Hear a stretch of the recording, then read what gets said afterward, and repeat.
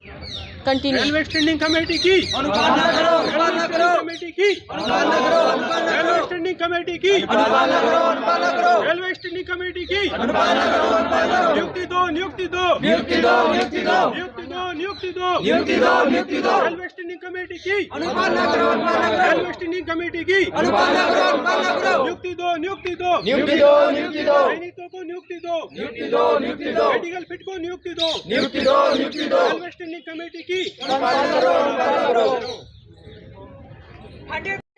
Clear करो, clear करो। देखिए, मैं हूँ नई दिल्ली के जंतर मंतर पर, और जंतर मंतर पर ऑल मेडिकल फिट कैंडिडेट यहाँ पर मौजूद हैं, जिन्होंने रेलवे का एग्ज़ाम जो है वो क्लियर भी कर चुके हैं। कहीं ना कहीं इनको जो है जॉइनिंग नहीं मिल रही है। आपका नाम जानना चाहेंगे? मैम, मेरा नाम शुभम कुमार है और मैं आरआरबी चंडीगढ़ से हूँ। और मैंने 2018 में एग्ज़ाम दिया था railway junior engineer CMA post के लिए, और मैं सीएमए पोस्ट के लिए एलिजिबल था। और हमने CBT 1 CBT 2 भी दिया और DVR मेडिकल भी हमने क्वालिफाई किया। तो क्या हुआ कि हम कुछ चंद नंबरों की वजह से वेटिंग में रह गए थे। बट रेलवे का इतिहास रहा है कि जिसका मेडिकल हो जाता है उसको नौकरी दी जाती है। बट इस ना तो इस चीज़ रूल्स को फॉलो किया जा रहा है, और ना 4 साल हो गए हैं, और ना इन्होंने हमारे लिए कोई वैकेंसी क्रिएट करी, और ना ही हमें अब्जॉर्ब किया।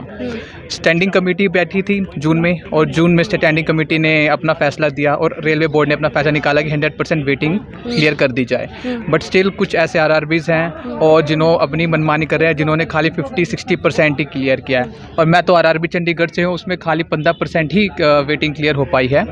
और जिसमें से जो मेरी पोस्ट का है CMA का, उसमें खाली 0 वैकेंसी भेजी इन्होंने, कोई भी एडिशनल डिमांड नहीं भेजा। ये चीज़ ऑल ओवर इंडिया में है।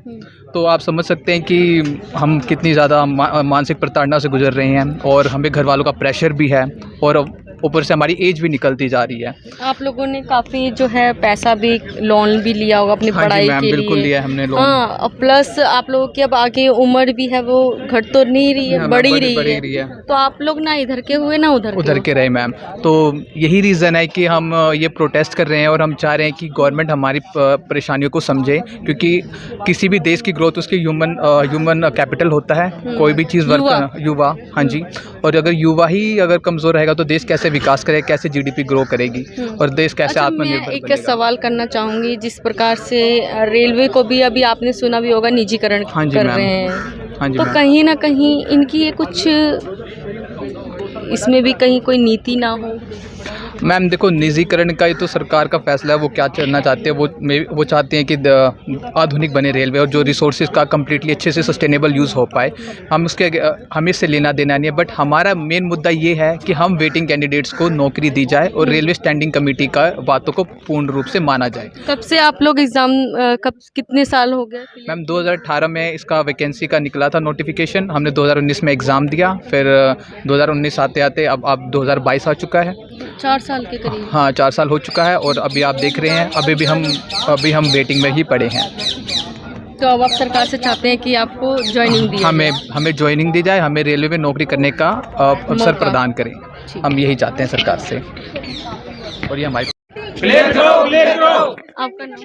मेरा नाम है रामेश्वर प्रसाद, और मैं कोटा राजस्थान से आया हूँ। मैंने रेलवे जूनियर इंजीनियर की जो वैकेंसी CN 03 2018 आई थी, 2018 में वो उसका अप्लाई किया था मैंने रेलवे बोर्ड मुंबई से। और अभी ये सभी जो लड़के आए हुए हैं, देश के विभिन्न हिस्सों से, विभिन्न बोर्ड से, विभिन्न देश के सभी हिस्सों से आए हुए हैं यहाँ पे। भारत के हर राज्य से, हर राज्य से, हर स्टेट से, हर लड़के आए हुए, हर बोर्ड के लड़के यहाँ पे आए हुए हैं। जितने आप कह रहे हैं ज्वाइनिंग दो, क्या आप पेपर क्लियर कर चुके हैं? जी मैम, हम 2019-20 में railway junior CBT 1 CBT 2 railway के सिलेक्टेड कैंडिडेट हैं मैम। 2000 डॉक्यूमेंट वेरिफिकेशन और मेडिकल स्टैंडर्ड हम दे चुके थे। 2000 मतलब हर चीज़ में फिट है हम। उसके बाद कोरोना आ गया, कोई इस पे कार्रवाई नहीं हो पाई, 2 साल ऐसे निकल गए।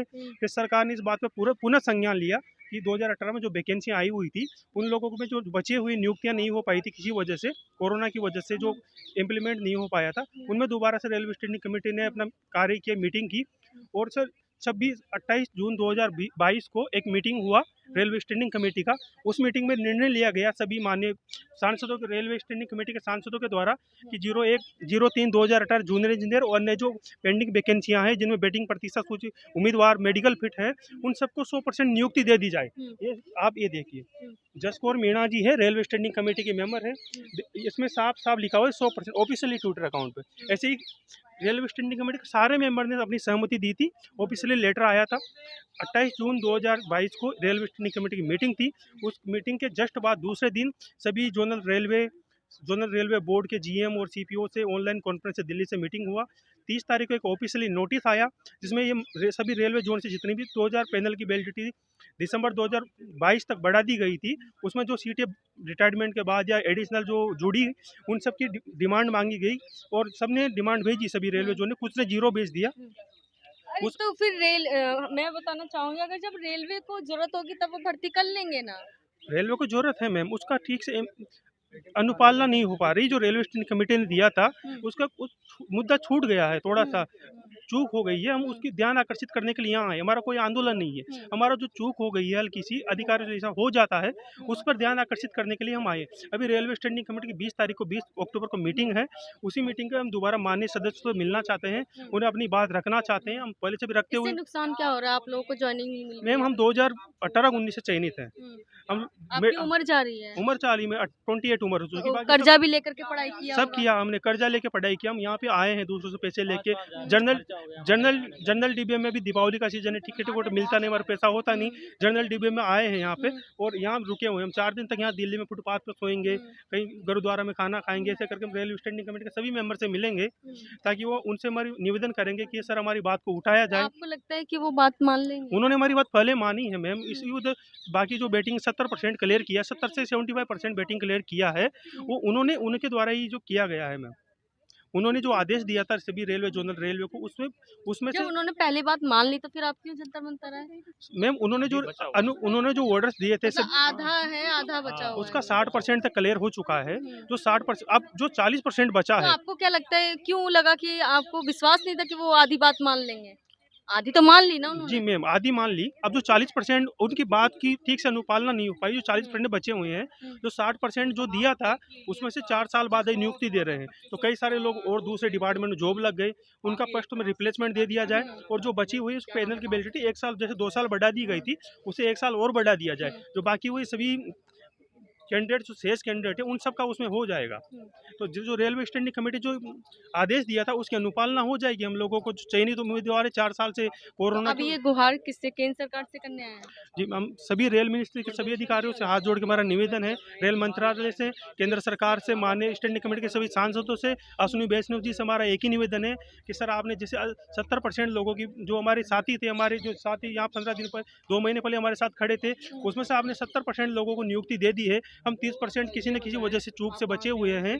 हमारे भी नंबर उनके बराबर है, हम उनके समान एजुकेटेड क्वालिफाइड है। हमने भी सीवीटी थोड़े बहुत नंबरों की चूक की वजह से आप लोगों को पीछे कर दिया। नंबरों की चूक की नहीं, जो जिस वैकेंसी में 2018 में जिस कैटेगरी में मान, जैसे किसी का इलेक्ट्रिकल है, 0 से लेकर 64 टाइप की कैटेगरीज है, इलेक्ट्रिकल और मैकेनिकल, CMA वगैरह जितना भी है, उनमें कैटेगरी वाइज वैकेंसी आई थी मैम उस टाइम। तो उस कैटेगरी में भी वैकेंसी नहीं आ पाई। उस वजह से जिस कैटेगरी में वैकेंसी आई थी वो उसमें उसकी वैकेंसी नहीं आने की वजह से हम छूटे हुए हैं। किसी और जनरेट दूसरी कैटेगरी में। आप चाहते हैं कि वैकेंसी जो है वो लागू की जाए और आप लोगों को भर्ती किया जाए? जो बचे हुए कैंडिडेट इंटर जोन में डाइवर्जन कर दिया जाए, रिप्लेसमेंट कर दिया जाए, आराम से सबका हो रहा है। बस अनुपालना करने की जरूरत है, एक स्टैंड लेने की जरूरत है। जैसे अब यही कहानी रेलवे जून 01/2018 में वैकेंसी आई थी लोको पायलट टेक्नीशियन की। लोको पायलट का जो नियम रेगुलेशन से जो 100% बैटिंग क्लियर कर नियुक्ति दे दी गई है लास्ट 6 महीने में, उसी के अनुसार हमारी वही नियम कायदे से हमारी बैटिंग क्लियर कर दी जाए। हम इसलिए नहीं आए कि मुंह उठा के, हमारे आगे वाली से समान वैकेंसी आई थी 2018 में रेलवे लोको पायलट की, उसमें सबको वेटिंग क्लियर कर दिया जाए। उसी नियम से, उसी कानून से हमारी भी काम किया जाए। हमारे सिर्फ इतना सा निवेदन है।